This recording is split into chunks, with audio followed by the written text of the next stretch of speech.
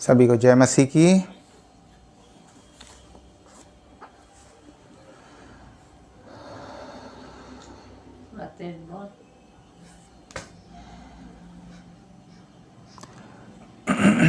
परमेश्वर का धन्यवाद हो एक बार फिर से। खुदावंद ने हमें ये सुंदर मौका दिया है और हम उसकी उपस्थिति में आज एक बार फिर से जमा हैं, ताकि आज इस रात में हम परमेश्वर के वचन को सुन सकें और उसके वचन को ग्रहण करने वाले हो सकें। आइए प्रार्थना में जाएंगे और आज के वचन को सुनने के लिए अपने मनों को तैयार करेंगे। धन्यवाद धन्यवाद धन्यवाद महान पिता परमेश्वर, हम आपका धन्यवाद करते हैं प्रभु जी इस सुंदर समय के लिए प्रभु परमेश्वर, जो कि आपने हमारे जीवन में जोड़ा। खुदावंद हम आपका जितना धन्यवाद करें उतना कम है, क्योंकि प्रभु परमेश्वर आपने हमें इस लायक बनाया ताकि प्रभु हम आपकी मौजूदगी में, आपकी उपस्थिति में प्रभु इस ऑनलाइन माध्यम से प्रभु आपके वचन का प्रचार कर सकें। खुदावंद हम आपका धन्यवाद देते हैं कि आपने हमें वो अपनी रूहानियत से, अपनी आशीषों से, अपनी बरकतों से भरपूर किया है, ताकि प्रभु परमेश्वर हम आपकी शरण में रहने वाले हो सके। खुदावंद आपने हमारी बड़ी सुरक्षा करी, आपने हमारी हिफाजत करी, इसके लिए हम आपका धन्यवाद देते हैं। प्रभु जी हम प्रार्थना करते हैं आज के इस वचन के लिए खुदावंद, जो आपके नाम से बोया जाता है यह हज़ारों गुना फलवंत होने वाला हो सके। खुदावंद जितने भी लोग आज के इस वचन को ऑनलाइन माध्यम से ग्रहण करते हैं, सुनते हैं, आप उन सबके जीवन में अपना अद्भुत कार्य दिखाना, ताकि प्रभु ये वचन उनके लिए बहुत ही लाभकारी हो सके, उनके जीवनों को परिवर्तित करने वाला हो सके। खुदावंद प्रभु जी प्रार्थना करते हैं आगरा मसीह मंडली पेज के लिए प्रभु परमेश्वर, इसके संचालकों के लिए प्रभु जी, ब्रदर अनुपम डेविड साहब के लिए और सिस्टर शबनम डेविड के लिए प्रभु परमेश्वर, जो बड़ी शिद्दत से खुदावंद आपके वचन के प्रचार के काम में लगे हुए हैं प्रभु, उनकी मेहनत सफल हो प्रभु परमेश्वर और हज़ारों आत्माएं बचाई जाएं प्रभु परमेश्वर। हम प्रार्थना करते हैं खुदा उनको बड़ी आशीषों से, बरकतों से अपने भरपूर करना, ताकि प्रभु इसी प्रकार से उनके द्वारा तेरे वचन का प्रचार बहुतायत से किया जाए। खुदावंद प्रभु जी आज की इस पूरी आराधना को तेरे हाथ में सौंपते हुए इस प्रार्थना को तेरे बेटे हमारे उद्धारकर्ता यीशु मसीह नासरी के नाम से मांगते हैं, आमीन।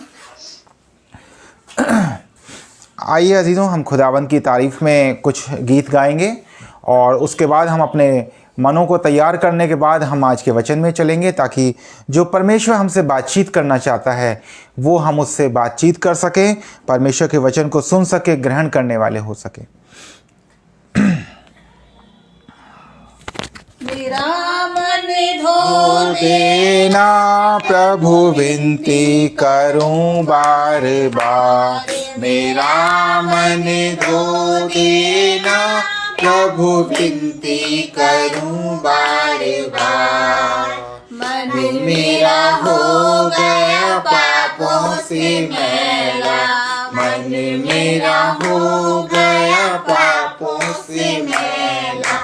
मैं धोते धोते हुआ लाचार प्रभु, मैं धोते धोते हुआ लाचार प्रभु, विनती करूं बार बार। मेरा मन धो देना प्रभु, विनती करूं बार बार। मैंने भूल करी बड़ी भारी, मैंने भूल करी बड़ी भारी। आया नहीं मैं तुम्हारे द्वार प्रभु, आया नहीं मैं तुम्हारे द्वार प्रभु, विनती करूं बार बार। मेरा मन धो देना प्रभु, विनती करूं बार बार। बाइबल भीतर मैंने पाया, बाइबल भीतर मैंने पाया। तुम ही हो दिल के धोवनहार प्रभु, तुम ही हो दिल के धोवनहार प्रभु, विनती करूं बार बार। मेरा मन धो देना प्रभु, विनती करूं बार बार। दास कहे इस पापी मन को, दास कहे इस पापी मन को, कृपा करो तुम दीजो निखार प्रभु, कृपा करो तुम दीजो निखार बार प्रभु विनती करूं बार बार, मेरा मन धो देना प्रभु विनती करूं बार बार। यीशु पर लाई मान, यीशु पर ईमान, लोग धर्मी बन जाते हैं, लोग धर्मी बन जाते हैं। जो ईमान मसीह पर लाते, पाप दिलों में है धुल जाते। जो ईमान मसीह पर लाते, पाप दिलों में है धुल जाते। वे पाते दिल में चैन, वे पाते दिल में चैन, नरक से वे बच जाते हैं, नरक से वे बच जाते हैं। यीशु पर ईमान, यीशु पर ईमान, लोग धर्मी बन जाते हैं, लोग धर्मी बन जाते हैं। नया जन्म ईश्वर से पाते, धर्म आत्मा से भर जाते। नया जन्म ईश्वर से पाते, धर्म आत्मा से भर जाते। और पाते जीवन मुक्त, और पाते जीवन मुक्त, ईश के पुत्र कहाते हैं, ईश के पुत्र कहाते हैं। यीशु पर ईमान, यीशु पर ईमान, लोग धर्मी बन जाते हैं, लोग धर्मी बन जाते हैं। दया धर्म और नेक कमाई करते हैं, ईश्वर की चाही। दया धर्म और नेक कमाई करते हैं, ईश्वर की चाही। तब सबर खुशी आनंद, तब सबर खुशी आनंद, प्रेम से दिल भर जाते हैं, प्रेम से दिल भर जाते हैं। यीशु पर ईमान, यीशु भी बन जाते हैं, लोग धर्मी बन जाते हैं। खुदावंद का धन्यवाद हो इन सुंदर गीतों के द्वारा परमेश्वर को महिमा मिलने पाए।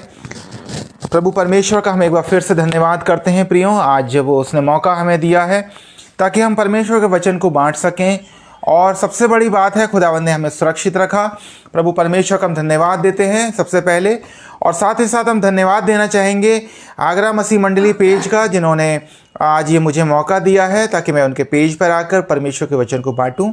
मैं धन्यवाद देता हूं भाई अनुपम डेविड साहब का और सिस्टर शबनम डेविड का, जिन्होंने मुझे ये योग्य समझा इस बात के लिए ताकि मैं उनके पेज पर आके परमेश्वर के वचन को बांट सकूं।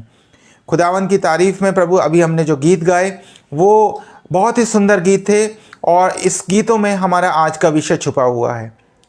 परमेश्वर हमसे जो बातचीत आज करना चाहता है प्रियों, वो है जो हमारा आज का टाइटल है, वो है मन की बात। हम अक्सर मन की बात कहते हैं, अपने मन में जो बातें होती हैं उसको परमेश्वर के सामने या अपने प्रिय लोगों के सामने कहते हैं। और ये जो मन की बात है प्रियों, ये कहना बहुत ही आवश्यक होता है, क्योंकि हर एक इंसान अपने मन में कोई ना कोई बात लेके बैठा हुआ है, चाहे वो भलाई की हो, चाहे वो बुराई की हो, चाहे वो कोई योजनाएं हों, लेकिन हर एक के मन में कोई ना कोई योजनाएं बनती हैं, कोई ना कोई युक्तियां तैयार होती हैं। और वही मन की बात किस प्रकार से है, उस पर आज हम थोड़े कुछ समय के लिए चिंतन और मनन करने के लिए चल रहे हैं। सबसे पहले हम देखेंगे मन फिराव। 3 तरीके से मैं आज आप लोगों के सामने मन की बातों को रखूँगा कि मन की बातों में क्या होता है। जो होता है, सबसे पहले तो मन फिराव होता है। एक होती है हमारे मन की कुछ कल्पनाएं होती हैं जो कि बुरी बातें होती हैं, मन की दुष्टता, और हम किस प्रकार से अपने मन को शुद्ध कर सकते हैं, अपने मन को परिवर्तित कर सकते हैं। तो ये 3 बिंदु हैं हमारे आज के विषय के चिंतन और मनन के। सबसे पहले हम अपने मनों को जांचने के लिए सबसे पहले हम देखते हैं मन क्या है, और मन के लिए हम देखेंगे मत्ती रचित सुसमाचार 5वां अध्याय उसका 3रा पद क्या कहता है हमसे। मत्ती रचित सुसमाचार 5वां अध्याय 3रा पद। धन्य है वे जो मन के दीन है, क्योंकि स्वर्ग का राज्य उन्हीं का है। लिखा है धन्य है वे जो मन के दीन हैं, क्योंकि स्वर्ग का राज्य उन्हीं का है। प्रियो, हम सब मनुष्यों के लिए बात लिखी है। उन सब बातों को परमेश्वर ने अपने पाक कलाम में लिखा है जो कि वो हमसे कहना चाहता है या हमारे ऊपर लागू करना चाहता है। लिखा है कि धन्य है वे जो मन के दीन हैं, क्योंकि स्वर्ग का राज्य उन्हीं का। कितनी सुंदर और कितनी बड़ी बात यहाँ पे लिखी गई है, क्योंकि स्वर्ग का राज्य उनका है जो कि मन के दीन हैं। मन के दीन बनना है हमें। सबसे पहला हमारा कर्तव्य है, हमारा फर्ज है, हमारी ड्यूटी है कि हमें मन से दीन बनना है। दीनता किस प्रकार से हमारी प्रदर्शित होती है, कहाँ से हमारी शुरू होती है, ये वचन हमें सिखाता है। तो हमें मन से दीन बनना है। और इसी के साथ साथ जब हम 8वां पद पढ़ते हैं तो उसमें लिखा है धन्य है वे जिनके मन शुद्ध हैं, क्योंकि वे परमेश्वर को देखेंगे। धन्य है वे जिनके मन शुद्ध हैं। आज हमें अपने मनों का आकलन करना है, अपने मनों में जांच के देखना है कि हमारे मन कितने शुद्ध हैं। शुद्धता से तात्पर्य ये नहीं कि हम अपने मनों में केवल बहुत अच्छे विचार ला रहे हैं। अगर हम धार्मिकता में हैं, अगर हम परमेश्वर के साथ वास्तविक धार्मिकता में पाए जाते हैं, तो हमारे मनों में परमेश्वर की आज्ञाएं, परमेश्वर का वास होना चाहिए, सच्ची पवित्रता होनी चाहिए। तो इसीलिए लिखा है कि धन्य है वे जिनके मन शुद्ध हैं, क्योंकि वे परमेश्वर को देखेंगे। एक बहुत बड़ा वरदान उनको मिलने जाएगा जब वो अपने मनों में शुद्ध होंगे, जब वो परमेश्वर के स्थान देंगे, परमेश्वर के ऊपर विश्वास करेंगे, क्योंकि खुदावन हमारे लिए हमेशा वो सब कुछ करने को तैयार है जिसकी हम कल्पना भी नहीं कर सकते। जो बातें हमारे मन में नहीं आती हैं, परमेश्वर वो हमारे लिए करने के लिए तैयारी रखता है। और यदि हमारे मन शुद्ध हैं, यदि हमने अपने मनों को तैयार किया हुआ है, तो हम परमेश्वर को देख नहीं पाएंगे। ये वो न्याय के दिन की बात लिखी है प्रियो, ये वो न्याय के समय के लिए लिखा है। हम इस पृथ्वी पर कितना ही अपने जीवन को किसी भी रूप में बिता लें, लेकिन याद रखें कि जब हमारा न्याय का समय आएगा तो हम क्या परमेश्वर के दर्शन को प्राप्त कर पाएंगे? क्या हम उस जिंदा खुदावन को देखने पाएंगे? ये तभी संभव हो पाएगा जबकि हमारे मन शुद्ध होंगे। और वचन में और भी बातें बहुत सारी जगह पे मन से संबंधित लिखी हुई हैं। यदि हम एक दृष्टांत पे गौर करते हैं, घटना पे गौर करते हैं, तो हम देखते हैं योना नबी की पुस्तक में हमें देखने को मिलता है। और योना नबी ने उसको परमेश्वर ने तैयार किया ताकि वो नीनवे शहर में जाए और वहाँ लोगों को उपवास का प्रचार करे। और उस प्रचार के बाद हम देखते हैं कि वहाँ पे होना क्या था? वहाँ पे होना था कि लोग अपने मनों को बदल दें, अपने मनों को फिरा लें, अपने मनों को बदल दें। तो वहाँ पे लिखा है कि नीनवे के लोगों ने फिर क्या किया? मनों को फिराया। लेकिन हम सबसे पहले हमें इस बात को जानने की ज़रूरत है कि हमारे मनों में आखिर चल क्या रहा है। हम अपने मनों में कितनी गंदगी लिए बैठे हैं। हम संसार की युक्तियों के साथ चल रहे हैं, अपने आप को परमेश्वर के साथ नहीं चला पा रहे हैं। हम कोशिश कर रहे हैं। अभी मैं हमारे पेज पर आराधना संदेश मिनिस्ट्री पर सिस्टर शबनम प्रीच कर रही थी, तो उन्होंने बोला था कि हम 50-50 में ना रहें, अपने आप को एक तरफा रखें। हमें अपने मन को एक तरफा रखना है, अपने चाल चलन को एक तरफा रखना है। हम बीच में ना रहें, हम गुनगुने ना रहें। हमें ना तो बिल्कुल ठंडा होना है या बिल्कुल गर्म है, हम गुनगुने ना रहें। हमें अपने मन को स्थिर रखना है, और ये तभी संभव हो सकता है जब हम अपने मनों को परमेश्वर के अनुसार चलाएंगे। परमेश्वर हमसे क्या चाहता है, इस बात को जानने की कोशिश करें। तो मन के लिए यहाँ पे लिखा है। इसके बाद जब हम मत्ती रचित सुसमाचार के 12वें अध्याय में आते हैं, तो वहाँ के 35वें पद में हम देखते हैं, मत्ती रचित सुसमाचार 12 अध्याय और उसके 35वें पद में देखते हैं हम क्या लिखा है। यहाँ लिखा है, भला मनुष्य मन के भले भंडार से भली बातें निकालता है, और बुरा मनुष्य बुरे भंडार से बुरी बातें निकालता है। हम जानते हैं कि सारी योजनाएं ये कहाँ से होती हैं? हमारे मन के द्वारा होती है। हमारे मनों में ये सारे नियंत्रण में रहती है। अगर हमारा मन इतना चंचल है प्रियों कि हमारे मन अक्सर क्या होता है कि हम बहुत अलग अलग तरह की बातें सोचते हैं। अब अपने मनों को लेकर पता नहीं कहाँ से कहाँ चले जाते हैं। हमारे शरीर जरूर एक जगह स्थिर रहता है, लेकिन हम अपने मनों को लेकर भटकते रहते हैं। हमारे मन में क्या होते हैं? अलग अलग तरह की विचारधाराएं होती हैं। और लिखा है वचन में, भला मनुष्य मन के भले भंडार से भली बातें निकालता है। यदि हमारे और आपके जीवनों में, हमारे मनों में यदि अच्छी बातें होंगी तो हम अच्छी बातें निकालेंगे। मन का जो भंडार है, जब एक बीज ज़मीन में बोया जाता है तो अगर आपने आम का बीज बोया है तो उससे अमरूद नहीं निकलेगा, उससे अनार नहीं निकलेगा। यदि आपने आम का बीज बोया है तो आम का ही पेड़ लगेगा और उसके वृक्ष पे आम ही के फल आएंगे। इसी प्रकार लिखा है कि और बुरा मनुष्य बुरे भंडार से बुरी बातें निकालता है। तो जैसा मनुष्य के मन के अंदर चल रहा होता है, उसकी ज़बान से भी वैसी ही बातें निकलती हैं, उसके चाल चलन से वैसी ही बातें प्रदर्शित होती हैं प्रियों। कोई अलग प्रकार की बातें नहीं प्रदर्शित होती हैं। जो भी हमारे चाल चलन में आता है, हमारे एटीट्यूड में आता है, हमारे दैनिक व्यवहार में आता है, वो सारी बातें कहाँ से होती हैं? हमारे मन के द्वारा नियंत्रित होती हैं। हमारे मन, हमारे मस्तिष्क के द्वारा नियंत्रित होती हैं। कोई भी मनुष्य अपना कितना ही 6 फुट का अपना शरीर लेके, 5.5 फुट का शरीर लेके घूमता रहे, कुछ भी कर ले अपने हाथों के द्वारा, अपने पैरों के द्वारा, अपने ज़बान के द्वारा, लेकिन इस सब का नियंत्रण कहाँ है? उसके मन में है। और इसीलिए वचन मन को लेकर बहुत सारी जगह बातें बताता है। यदि आप बाइबल में खोजने चलेंगे तो आपको 1000 से ज़्यादा जगह पे मन के प्रति संदर्भ मिल जाएंगे। हमें अपने मनों को परमेश्वर की इच्छा के अनुसार चलाना चाहिए। हमें अपने मन को अपने अनुसार नहीं, वरन उस जिंदा खुदावन की व्यवस्था, उसके आज्ञाओं के, उसके वचन के अनुसार अपने जीवन को चलाना चाहिए। जब हम अपने मनों को समर्पित कर देंगे, हम प्रभु से कहेंगे कि आइए हमारे मन में आपका वास हो, तो मजाल है कि आपके मन में कोई और प्रकार की बातें आ जाएं। हम दुनिया में रहते अपनी आंखों से जो कुछ भी देखते हैं, हम संसार की सारी बातों में इन्वॉल्व रहना चाहते हैं। हर वो मनोरंजन, हर वो चीज़ में अपने आप को इन्वॉल्व रखते हैं। लेकिन क्या ये कैसे इन्वॉल्वमेंट आता है? ये आपके मनों से आता है प्रियो। कोई बुराई नहीं है कि आप संसार में रह रहे हैं और संसार की बातों में आप उसको क्या कहना चाहिए कि उसमें आप मशगूल ना हो। लेकिन प्रियो, अपने मनों को समर्पित रखें, उस जिंदा खुदावंद के प्रति समर्पित रखें। अपने मनों को पूर्ण रीति से, शरीर आपका भले ही इस संसार की रीतियों के अनुसार काम करेगा, लेकिन मन आपका खुदावंद के नियंत्रण में होना चाहिए, आपके नियंत्रण में नहीं। और वचन में बहुत जगह इस प्रकार से लिखा है। हमारे मनों में अक्सर क्या होता है? हमारे मनों में बहुत बुरी युक्तियाँ बनती हैं, बहुत बुरे बुरे प्रकार के विचार आते हैं।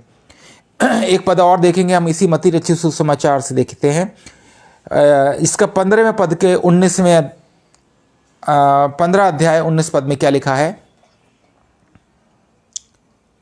क्योंकि 15 मैं पढ़ने जा रहा हूँ, मत्ती रचित सुसमाचार 15 अध्याय और 19वां पद। क्योंकि कुचिंता, हत्या, परस्त्रीगमन, व्यभिचार, चोरी, झूठी गवाही और निंदा मन ही से निकलती है। देखिए कितनी सारी बातें, कितनी सारे हमारे हाथों के द्वारा, हमारे पाँवों के द्वारा किए जाने वाले कितने सारे बुरी बातें हैं, बुरे हमारे काम हैं, जो कि कहाँ से निकलते हैं? वचन हमें बताता है हमारे मन से निकलते हैं। आप हाथ को दोष नहीं दे सकते कि हमारे हाथ ने ये गलती कर दी। आप पाँव को दोष नहीं दे सकते कि आपका पाँव वहाँ लेके चल गया। लेकिन उससे पहले आपका मन आपको लेके जाएगा। आपका मन आपको इस बुरे कामों के लिए तैयार करेगा कि तू ऐसा कर, जिसका परिणाम बहुत ही घातक होता है। बहुत सारी इसमें बातें लिखी हैं। कुचिंता, हत्या, परस्त्रीगमन, व्यभिचार, चोरी, झूठी गवाही और निंदा। अगर आप एक एक शब्द पे इस पे गौर करेंगे और विचार करेंगे कि कितनी बुरी बातें हमारे जीवन के लिए, अगर इनमें से एक भी हमारे जीवन में आके पनप जाती है तो हमारा जीवन पूरा सत्यानाश हो जाता है, पूरा जीवन बर्बाद हो जाता है। लेकिन प्रियो, ये जानने की ज़रूरत है कि ये सब कुछ क्या हो रहा है। ये सारी बातों का, हमारा चाल चलन का परिवर्तन कहाँ से आ रहा है? हमारे मन से आ रहा है। इसीलिए कहा जाता है कि अपने मन को ईश्वर को समर्पित कर दीजिए। यदि आप अपने मन में परमेश्वर को स्थान दे रहे हैं तो आपके मन में कोई प्रकार का बुरी बातों का विचार आ ही नहीं सकता। ये बातें तो बहुत बुरी हैं, बहुत दूर की बातें हैं। आप अपने मन में किसी के प्रति कोई छोटी सी बात भी नहीं सोच सकते। वो सारी बातें तब हो पाएंगी जबकि आप अपने मन को ईश्वर को रखेंगे। तो ये हमारे मन की दुष्टता है। अब दूसरा बिंदु है कि हमें अपने मन को बदलना कैसे है। जैसा मैंने आपको बताया, नीनवे शहर में जब योना जाता है तो वहाँ पे क्या करता है, वो वचन का प्रचार करता है और उपवास के विषय में वो परमेश्वर की आज्ञा के अनुसार वो बातें बताता है जो परमेश्वर ने उसे तैयार की थी, उसके मन में डाली थी। और उसके बाद जब वहाँ लोगों को वो प्रचार करता है, बताता है, तो होता क्या है कि वो लोग अपने मनों को बदल डालते हैं। और जब मनों को बदलते हैं तो उनका एक नया जीवन प्राप्त होता है। आज आवश्यकता है कि हम भी अपने मन को उस नीनवे शहर के लोगों के तरह ही अपने मनों को बदल डालें। बीते 2 वर्ष से हम देख रहे हैं, हम अपने घरों में बैठे थे, कोविड-19 का इफेक्ट था, सब जगह लॉकडाउन लग चुका था। हमने अपने जीवनों में लॉकडाउन पहली बार सुना। लेकिन प्रियों, इससे एक बहुत बड़ा इसका जो बैकड्रॉप आप देखते हैं, इसका इम्पैक्ट जो आप देखते हैं, वो क्या हुआ, बहुत से लोगों के मन बदल गए। कैसे मन बदल गए? अब आप मन बदलने में 2 तरह की बातें जान सकते हैं। बहुत से हमारे इन 2 वर्षों के दौरान कुछ लोगों ने अपने मनों को बदला, अपने मनों को फिराया और परमेश्वर की ओर आ गए। और आप देखते हैं हमारे भारतवर्ष में, बल्कि विश्व में, बहुत सारी नई मिनिस्ट्रियां तैयार हुई। ये मिनिस्ट्रियां क्या थीं? ये मिनिस्ट्रियां उन लोगों का योगदान है, उन लोगों का, परमेश्वर के चुने हुए लोगों का परिश्रम है जिन्होंने इस मिनिस्ट्रीज़ को स्थापित किया। और ये मिनिस्ट्री यूं ही नहीं कर दी गई, इनके द्वारा आज तक और इस समय तक वचन का बहुतायत से प्रचार किया जा रहा है। और बहुत से लोग ऐसे रहे जिन्होंने इन हालातों में भी परमेश्वर को नहीं जाना, उसको नहीं पहचाना। ये सारी चिंताएं, ये सारी परेशानियां वो किसी और कारण से ही समझते रहे, कुछ और ही अपने कामों में मशगूल रहे, अपने दूसरे कामों में इन्वॉल्व रहे और अभी भी वो परमेश्वर से दूर थे, दूर हैं और मैं समझता हूं कि दूर ही रहेंगे। वो कभी भी परमेश्वर को नहीं जान पाएंगे क्योंकि परमेश्वर ने उनको बुलाया लेकिन उस आवाज़ को उन्होंने नहीं पहचाना, परमेश्वर की उस बुलाहट को उन्होंने नहीं पहचाना। वो पहचानते कैसे? क्योंकि उनके मनों में ईश्वर नहीं था। उन्होंने ईश्वर के अनुसार अपने जीवन को नहीं चलाना चाहा और आज भी उनका मन दूसरे भिन्न भिन्न प्रकार की बातों के अंदर लगा हुआ है। ये कुछ बातें हैं जो कि मन फिराने के संदर्भ में हैं। यदि इसके बाद हम देखते हैं कुरिन्थियों से,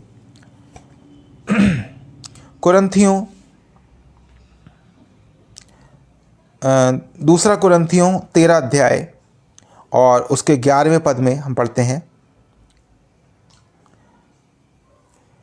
दूसरा कुरिन्थियों 13 अध्याय 11 पद, निदान हे भाइयों आनंदित रहो, सिद्ध बनते जाओ, ढाढ़स रखो और क्या करो, एक ही मन रखो, मेल से रहो और प्रेम और शांति का दाता परमेश्वर तुम्हारे साथ है। ये वचन में लिखा हुआ है। हे भाइयों, निदान क्या है इस बात का? इस बात का रिजल्ट क्या है, आउटपुट क्या है? हे भाइयों आनंदित रहो। आनंदित हम कब रह सकते हैं? आनंदित हम ये नहीं कि हम कहीं डीजे पे गाने बज रहे तो हम आनंदित हो रहे हैं, हम नाच गाना कर रहे हैं, हम उसमें आनंदित हैं। हमारे घर में जश्न हो रहा है, हम कुछ सेलिब्रेशन कर रहे हैं, हम उसमें आनंदित हैं। हम परमेश्वर के साथ अपने आनंद को मनाएं, खुदावंद के साथ अपने आनंद को मनाएं। और वास्तव में अगर आप देखेंगे, सच्चा आनंद हमें ईश्वर देता है। सच्चा आनंद आपको संसार नहीं देगा, ईश्वर देगा। और लिखा है सिद्ध बनते जाओ, ढाढ़स रखो और एक ही मन रखो, एक ही मन रखो। सबसे पहली बात है कि सिद्ध बनते जाओ। कहाँ सिद्ध बनना है? हमें सिद्ध बनना है ईश्वर के अनुसार सिद्ध बनना है। ईश्वर जैसा हमें बना रहा है, हमें उसके अनुसार अपने आप को सिद्ध बनाना है। सच्चाई के रास्ते पे अगर आप नहीं आएंगे तो हम सिद्ध कभी नहीं बन पाएंगे। सिद्धता और सिद्धांत ये कहाँ से आते हैं? परमेश्वर की व्यवस्था, उसके वचनों, उसकी आज्ञाओं के अनुसार आते हैं। और लिखा है कि ढाढ़स रखो, यानी कि सब्र रखो, पेशेंस रखो और एक ही मन रखो, एक ही मन रखो। ये नहीं अलग अलग तरह के मन रखें। हम कभी कुछ सोच रहे हैं, कभी कुछ सोच रहे हैं। हम वचन में बैठे हैं, कोई चर्च में चले गए, वो कहीं वहाँ वचन का प्रचार हो रहा है, हम अपने मनों को दूसरी ओर लगाए हुए हैं। कोई कहीं प्रचार किया जा रहा है, वहाँ पे हमारा ध्यान केंद्रित नहीं है, हम अपने मनों को दूसरी ओर बांटे हुए हैं, हमारे मनों में दूसरी दूसरी प्रकार की बातें, योजनाएं चल रही हैं। तो ये सारी बातें कैसे होती हैं? ये सारी बातें तब हो पाती हैं जबकि हम एक ही मन रखेंगे। एक ही मन रखने का तात्पर्य यह है कि अगर आपने परमेश्वर को स्थान दिया है अपने मन में, तो आपके मन में केवल और केवल परमेश्वर ही होना चाहिए, उसकी आज्ञाएं, उसकी बातें ही होना चाहिए। इसके अलावा आप दुनिया की और कोई बातें जो कि आपको मनोरंजन में तो ले जाती हैं, जो कि आपको ऐशो आराम में ले जाती हैं, ऐसी बातें ना रखें। और लिखा है कि मेल से रहो और प्रेम और शांति का दाता परमेश्वर तुम्हारे साथ होगा। ये है इसका रिजल्ट कि जब हम सारे एक मन रहेंगे, मेल से रहेंगे, तो क्या होगा? प्रेम और शांति का दाता परमेश्वर हमारे साथ होगा। लिखा है तुम्हारे साथ होगा, हम सबके साथ होगा, तभी परमेश्वर हम सबके साथ हो सकता है, अन्यथा नहीं हो सकता। इसके अलावा हम देखते हैं रोमियो की पुस्तक से, रोमियो 15 अध्याय और उसके 20वें वचन में क्या लिखा है, ये हम देखते हैं। रोमियो 15 अध्याय और 20वां वचन। पर मेरे मन की उमंग ये है कि जहाँ जहाँ मसीह का नाम नहीं लिया गया वहीं सुसमाचार सुनाऊं, ऐसा न हो कि दूसरे की नींव पर घर बनाऊं। प्रियो, इस बात को हमें समझना है। मेरे मन की उमंग, पौलुस के मन में क्या उमंग थी? आज हमारे मन में क्या उमंग आती है? हम किसी चीज़ को नई खरीदते हैं, हमारे मन में उमंग आती है। हमने गाड़ी खरीदी, हमारे मन में उमंग आ गई। हमारे घर में शादी है, हमारे मन में उमंग आ गई। हमारा कोई घर का सेलिब्रेशन है, हमारे मन में उमंग आ गई। आने वाले समय में क्रिसमस आ रहा है, हमारे मन में उमंग आ गई। लेकिन पौलुस के मन में क्या उमंग थी प्रियो? ये वचन देखिए क्या कहता है।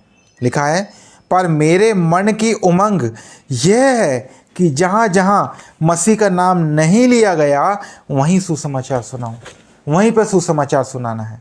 आज हमारा और आपका कर्तव्य क्या है? हम मिनिस्ट्रीज़ को चलाते हैं, हम परमेश्वर के वचन को बांटते हैं। हमारा कर्तव्य, हमारा उत्तरदायित्व परमेश्वर के सम्मुख क्या होना चाहिए कि जहाँ मसीह का नाम नहीं लिया गया वहाँ सुसमाचार सुनाया जाए। हमारे मसीह जीवन का, हम अपने आप को मसीह कहलाते हैं, ईसाई कहलाते हैं, विश्वासी कहलाते हैं, लेकिन विश्वासी का विश्वास क्या होना चाहिए? मसीह का मसीह क्या होना चाहिए? केवल टैग लगाने से नहीं हो जाता, केवल अपने आप को मसीह कहलाने से नहीं हो जाएगा कि आप मसीह हैं। केवल विश्वासी कहलाने से नहीं होता, आपको विश्वास में आना पड़ेगा, मसीहत में आना पड़ेगा। और ये मसीहत क्या सिखाती है? मसीहत हमें सिखाती है कि सुसमाचार का प्रचार करो। हमारी जिम्मेदारी ये है, हमारी जिम्मेदारी कि हमने पैदा हो गए और खाया पिया मौज करी, हमने विभिन्न प्रकार के मनोरंजन में हिस्सा लिया, ये हमारे जीवन का उद्देश्य नहीं है प्रियो। मसीह जीवन का उद्देश्य सुसमाचार का वाचन है, सुसमाचार को बांटना है।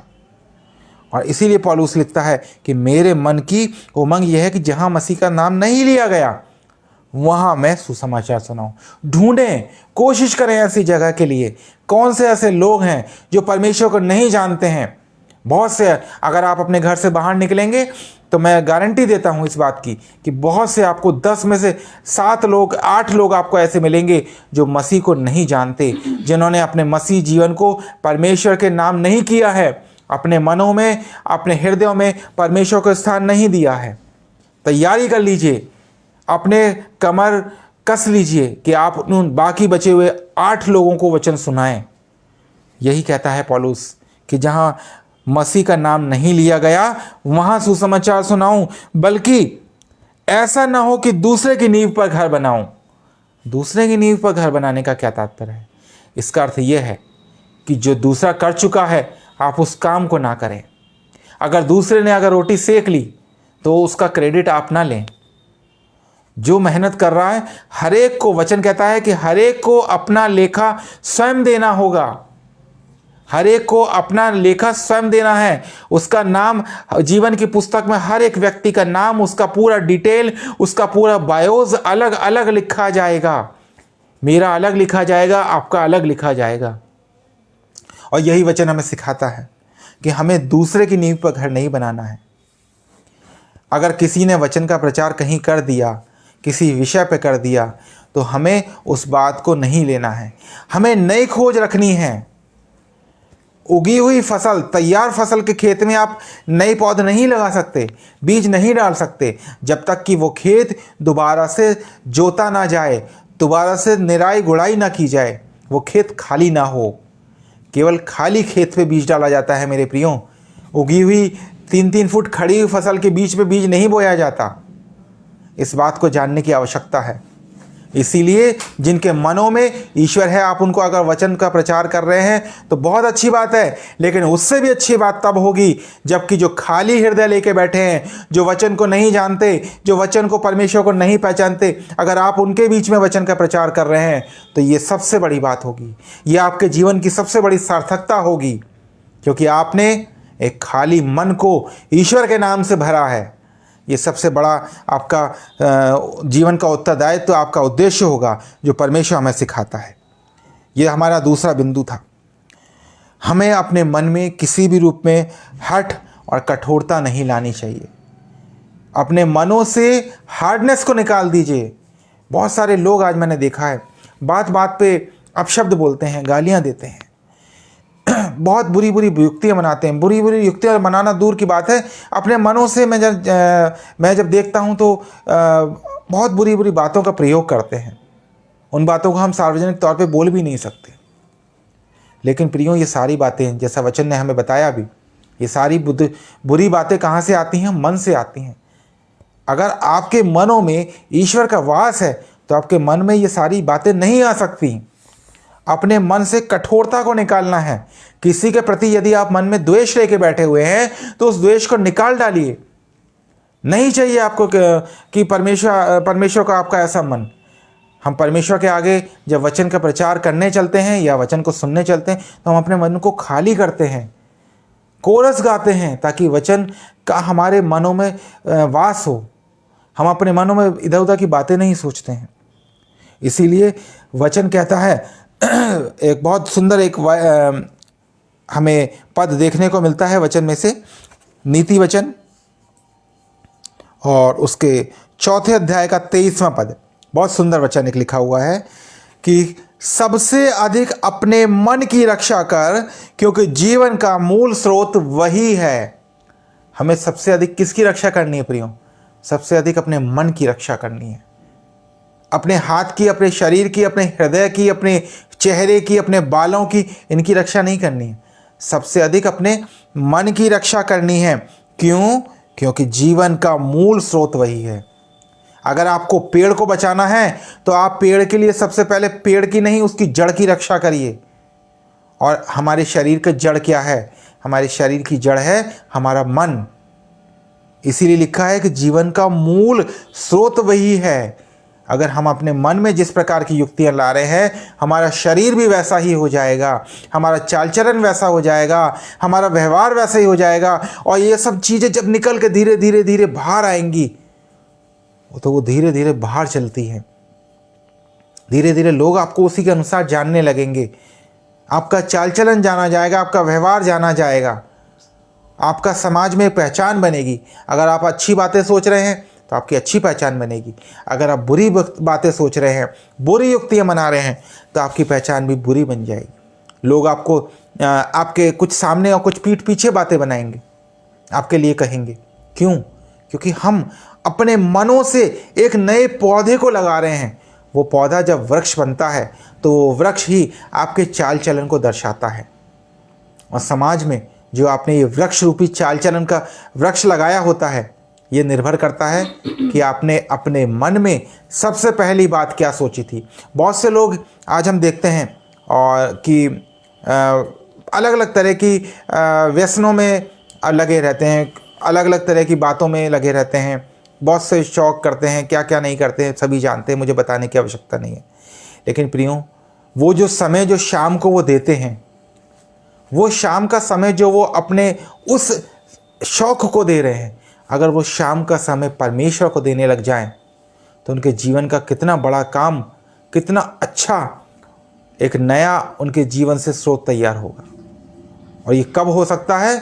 जब हम अपने मनों को ईश्वर के अनुसार तैयार करेंगे। ये हमारे मन की बात है। अब आइए हम अगले बिंदु की ओर चलते हैं, जो कि है हमें जब हमारा मन खाली हो गया, हमने दुष्टता की बातों को देखा, हमारे मन में कितनी प्रकार की बातें आती हैं और कैसे आती हैं। हमने ये भी जाना कि हमें अपने मनों को बदलना है, भरे हुए गंदगी से भरे हुए मन को खाली करना है। क्या गंदगी थी हमने जान लिया। अब आइए जानते हैं कि हम मन में किन बातों को लेके चलें, जिससे हमारा जीवन एक सार्थक और अर्थ सहित जीवन बन जाए। अर्थ रहित होने की जगह अर्थ सहित जीवन बन जाए, परमेश्वर की इच्छा के अनुसार बन जाए। तो हमें क्या करना है, हम पढ़ेंगे मरकुस रचित सुसमाचार उसका 12 अध्याय और 30वां पद 30। मरकुस 12 उसका 30 लिखा है, तू प्रभु अपने परमेश्वर से अपने सारे मन से, अपने सारे प्राण से, अपनी सारी बुद्धि से और सारी शक्ति से प्रेम रख। क्या क्या लिखा है? अपने सारे मन से, पहली चीज़ अपने सारे प्राण से, दूसरी चीज़ अपनी सारी बुद्धि से और अपने सारी शक्ति से। 4 बातें यहाँ पे दी हुई हैं। तब क्या होगा? हमें क्या करना है? प्रेम करना है। हमें प्रेम करना है।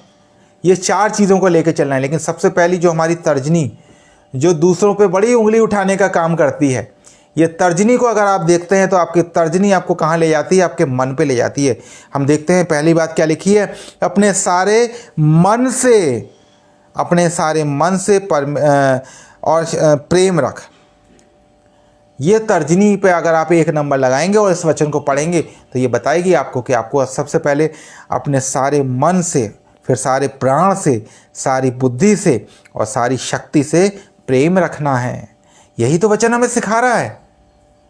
जो 2 सबसे प्रमुख आज्ञाएं हैं उनमें सबसे बड़ी आज्ञा यही तो है, प्रेम रखने की तो सिखाती है। लेकिन सबसे पहले कहाँ से प्रेम रखना है? मन से प्रेम रखना है। मन के प्रेम को शुरू कर दीजिए। अभी तक नहीं किया तो आज से शुरू कर दीजिए, क्योंकि परमेश्वर की यही इच्छा है। और जब वचन में यही बताया जाता है, वचन यही कहता है हमसे कि सबसे पहले अपने परमेश्वर से प्रेम रखना है और अपने पड़ोसी से प्रेम रखना है। यदि आपके जीवन में प्रेम है, आपके मनों में प्रेम है, तो कोई बुरी बात, किसी भी तरह की कुटिलता, कुचिंता और विभिन्न प्रकार के जो अपराध हैं हमारे और आपके मन में हो ही नहीं सकते। इसके बाद हम देखेंगे यूहन्ना रचित सुसमाचार 16 अध्याय और उसका 22वां पद क्या कहता है हमें। यूहन्ना 16 का 22, और तुम्हें भी अब तो शोक है, परंतु मैं तुमसे फिर मिलूंगा और तुम्हारे मन में आनंद होगा और तुम्हारा आनंद कोई तुमसे छीन ना सकेगा। अब तो शोक है, अब तक शोक है। शोक है मतलब अगर हम अभी भी अपने जीवन को शोक सहित जीवन बिता रहे हैं, दुखी हैं, परेशान हैं, तो क्या कहता है यीशु मसीह ने कहा, मैं तुमसे फिर मिलूंगा और तुम्हारे मन में आनंद होगा। ये सच्चा आनंद जो मैंने आपको पहले बताया, ये संसार नहीं देता है। ये सच्चा आनंद आपको परमेश्वर देगा, यीशु मसीह के द्वारा मिलता है। यीशु मसीह ने कहा ही है कि मैं तुमसे फिर मिलूंगा, तुम्हारे मन में आनंद होगा और तुम्हारा आनंद कोई तुमसे छीन ना सकेगा। बहुत बड़ी शक्तिशाली चीज़ यीशु मसीह आपको दे रहा है। जब वो आपसे मिलने आएगा, हमसे और आपसे मिलने आएगा, तो कहता है कि मैं तुमसे फिर मिलूंगा और तुम्हारे मन में आनंद आएगा। ये आनंद भी मन से पैदा हो रहा है, ये आनंद भी मन से पैदा हो रहा है, और वो जो आनंद पैदा होगा उसको कभी कोई हमसे छीन नहीं सकेगा। हमें कोई प्रकार का शोक ना दे सकेगा। लिखा है कि अब तक तो शोक में हम जो अपने जीवनों को बिता रहे हैं, अभी तक तो हमारे जीवन में अगर बुरी बातें आती हैं हम दुखी हो जाते हैं, हम परेशान हो जाते हैं, लेकिन इसके बाद जो हमें खुशी मिलेगी, यीशु मसीह के मिलने के बाद जो हमें खुशी मिलेगी, वो खुशी हमसे कोई छीन नहीं पाएगा। हमारे मन में, हमारे मस्तिष्क में आनंद ही आनंद होगा। लेकिन ये देगा तो हमें ईश्वर। ये सांसारिक वस्तुएं हमें आनंद नहीं दे पाएंगी, हमें केवल ईश्वर आनंद दे सकता है। और एक पद और हम देखते हैं, इफिसियों 6 अध्याय 6 पद हमसे क्या कहता है, और मनुष्यों को प्रसन्न करने वालों की नाई दिखाने के लिए सेवा ना करो, पर मसीह के दासों के नाई मन से परमेश्वर की इच्छा पे चलो। क्या करना है? अब तीसरी बात हमें क्या समझा रही है कि हमें मन से परमेश्वर की इच्छा पर चलना है। अपने मनों को, जब मैंने बताया कि अपने मनों को हम ईश्वर के अनुसार चलाएंगे तो उसकी इच्छा पर हम चलते चलेंगे, वही हमारे जीवन में आनंद लेके आने वाला है। मनुष्यों को प्रसन्न करने वालों के न्याय दिखाने के लिए सेवा ना करो। हमें अपनी ये सेवकाई केवल दिखाने के लिए नहीं करनी है कि हम किसी मनुष्य को दिखा रहे हैं, किसी के सामने शो ऑफ कर रहे हैं, बल्कि क्या करना है, मसीह के दासों के न्याय मन से परमेश्वर की इच्छा करनी है।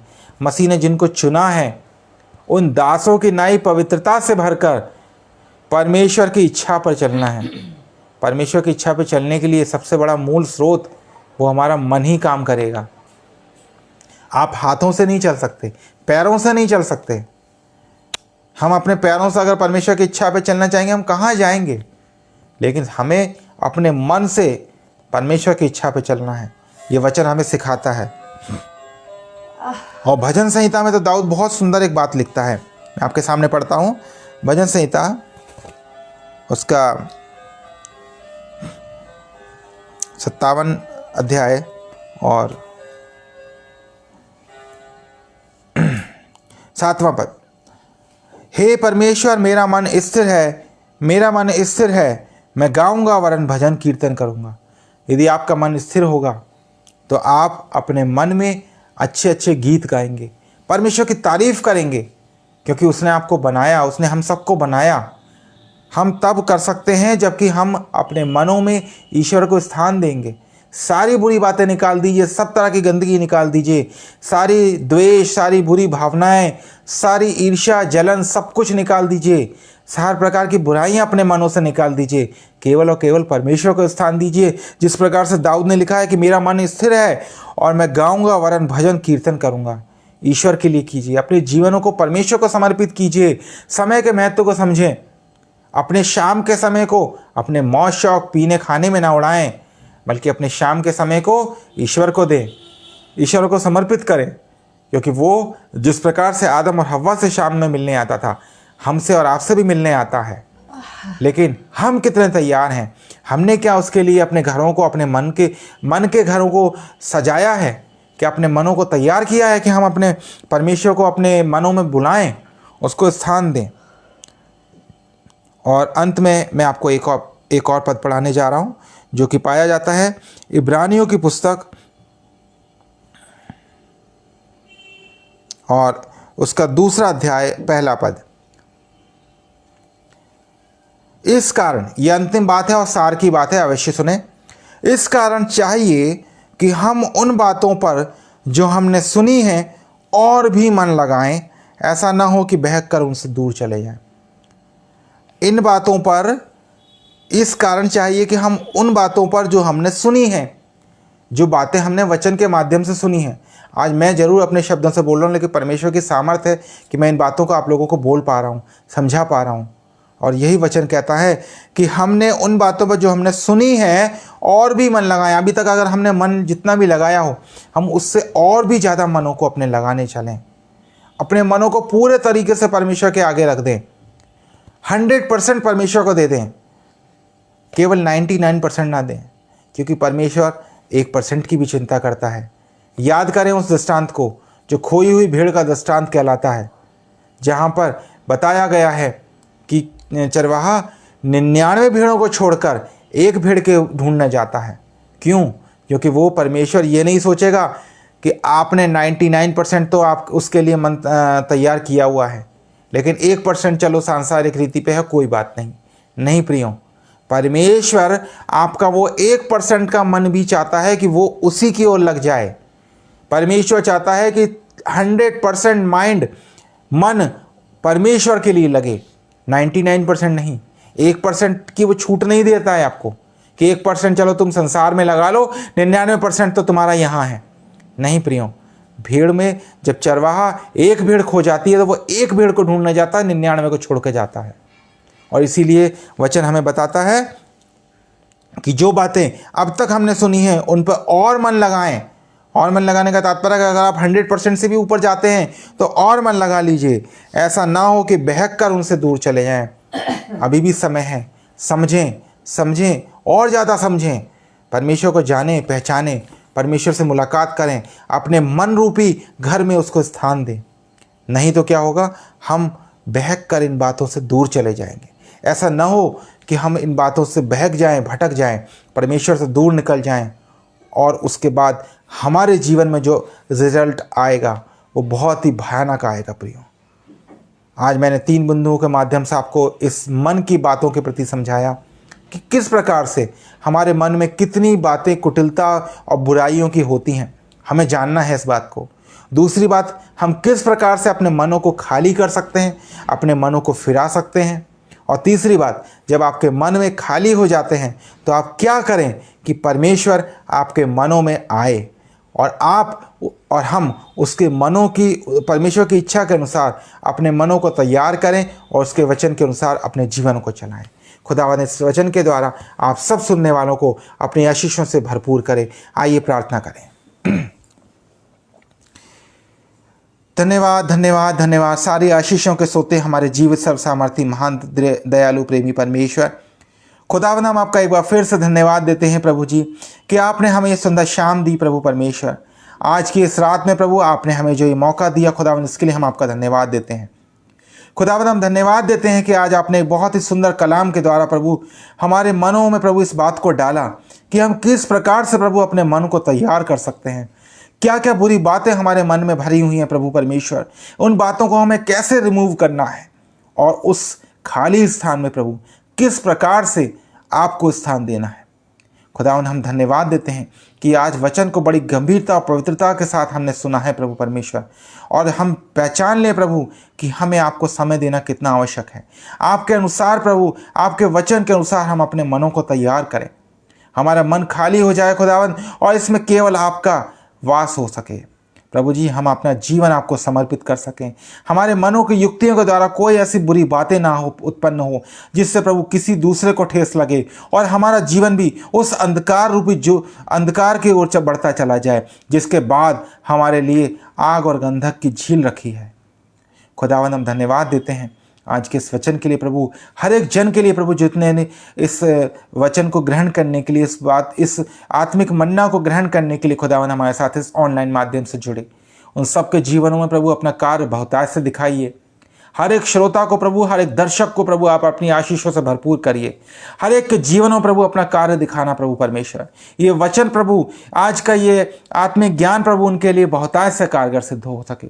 खुदावंद हम प्रार्थना करते हैं जितने भी लोगों ने प्रभु ये वचन को सुना, उनके द्वारा और उनके बाद सुनने वालों के द्वारा प्रभु हर एक के जीवनों में ये बदलने वाला हो सके। खुदावंद हम प्रार्थना करते हैं खुदावंद आगरा मसीह मंडली पेज के लिए, ब्रदर अनुपम डेविड साहब के लिए, सिस्टर शबनम डेविड के लिए प्रभु, जो बड़ा ईमानदारी से और बड़ी अपनी जिम्मेदारी को समझते हुए प्रभु इस बीड़े को उन्होंने उठाया है खुदावंद, कि इस मिनिस्ट्री का संचालन करते हैं प्रभु, तेरे वचन की मनादी करते हैं खुदावन, सुबह से लेकर रात तक प्रभु तेरे वचन को बांटने के लिए वो जुटे रहते हैं। खुदावन अपनी बड़ी आशीषें उनके ऊपर उंडेलना, अपनी बरकतों से भरपूर करना प्रभु, उनके घर के खत्ते, उनकी सारी ज़रूरतें खुदावन तेरी ओर से पूरी की जाएं। प्रभु जी, उनके ऊपर बड़ी आशीष हो खुदावन, कि इसी प्रकार से तेरे वचन का वो प्रचार करते रहें, तेरे वचन के प्रचार में वो संलिप्त रहें प्रभु परमेश्वर। और अलग अलग वक्ता प्रभु जब उनके पेज पर आके वचन को बांटते हैं खुदावन, उससे बहुत से प्रभु सुनने वाले तेरे आशीषों को प्राप्त कर सके। खुदावन हम प्रार्थना करते हैं आज की इस रात के लिए प्रभु, जो आपने हमारे जीवन में दी है प्रभु जी, इस रात में हमें सुरक्षित रखना, अपने उस आसमानी पहरेदारों को भेजना खुदावन, ताकि वो हमारी रात भर निगहबानी करें, और आपकी इच्छा होती है खुदावन तो हम एक नए दिन का नया प्रकाश देख सकें। आपकी मर्जी के मुताबिक प्रभु हम अपने जीवनों को चला सकें खुदावन। हम प्रार्थना करते हैं खुदावन इन बुरे हालातों में, जबकि विभिन्न प्रकार की बीमारियों का असर है खुदावन, डेंगू है, फीवर है प्रभु, वायरल है, टाइफाइड है, और प्रभु कुछ लक्षण कोरोना के भी पाए जाते हैं, कुछ लक्षण जीका वायरस के पाए जाते हैं खुदावन। ये सारी विभिन्न प्रकार की बीमारियां खुदावन एक बार में प्रभु सारी समाप्त हो जाएं प्रभु, तेरी आज्ञा से ये सारी बीमारियां हट जाएं। तेरे मसीह जन प्रभु जो तुझे तेरे द्वारा प्रभु आशीष को प्राप्त करते हैं वो स्वस्थ हो सकें खुदावन। हम सभी बीमारों के लिए प्रार्थना करते हैं खुदावन। जितने भी लोग बीमार हैं, परेशान हैं, दुखी हैं, संकट में, कलेश में हैं, उन सबके ऊपर प्रभु अपनी आशीष बनाना प्रार्थना करते हैं खुदावन। सबको चंगाई देना प्रभु परमेश्वर, बच्चे से लेकर बुजुर्ग तक खुदावन हर एक को संभालना प्रभु। जो तुझसे मन भटकाए हुए हैं प्रभु, जिनके मन अभी तक तेरी ओर नहीं लगे हैं, उनके भी प्रभु मनों का बदल दीजिए, ताकि वो आपके वचन के अनुसार अपने मनों को तैयार कर सकें प्रभु जी, आपके इस पाक कलाम की बातों को समझ सकें खुदावन, अपने समय का अंश आपको देने वाले हो सके खुदावन। प्रार्थना करते हैं खुदावन हमारी मिनिस्ट्रीज़ के लिए प्रभु परमेश्वर, आराधना संदेश मिनिस्ट्री के लिए, आगरा मसीह मंडली के लिए, ब्लिसफुल प्रेयर फेलोशिप के लिए, और उन सभी सेवा देने वाले प्रभु तेरे चुने हुए दासों के लिए खुदावन, जो विभिन्न तरीक़ों से विभिन्न स्थानों में तेरे वचन का प्रचार करते हैं खुदावन। उन सबको अपने बहुतायत की आशीष प्रदान करना खुदावन। एक बार फिर से प्रभु सारी बातों में आपको धन्यवाद देते हुए इस प्रार्थना को हमारे उद्धारकर्ता तेरे बेटे यीशु मसीह नासरी के नाम से मांगते हैं, आमीन। एक बार फिर से परमेश्वर के नाम से आप सभी को धन्यवाद देते हैं कि आपने आज के वचन को ज्वाइन किया। खुदावन आप सबको अपनी आशीषों से भरपूर करे। जय मसीह की।